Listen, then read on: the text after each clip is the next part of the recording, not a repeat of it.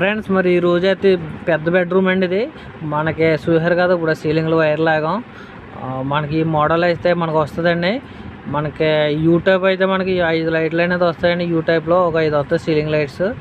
Okay friends, అలాగే రూపు కట్ట ఏమి ఉండదండి. సెంటర్ ఫ్యాన్ వస్తుంది. అలాగే మనకి సెంటర్ ఫ్యాన్ వచ్చండి, ఇటు సైడ్ ఫ్యాన్ వస్తుంది. ఓకే, మొత్తం బెడ్రూమ్లో 2 ఫ్యాన్లు అండి. ఒకటి సెంటర్ అవుతుంది అన్నమాట. పెద్ద బెడ్రూమ్ అండి ఇది. ఈ విధంగా అయితే లాగన్నమాట. చూసారు కదా ఇక్కడ ఫ్యాన్ వచ్చింది.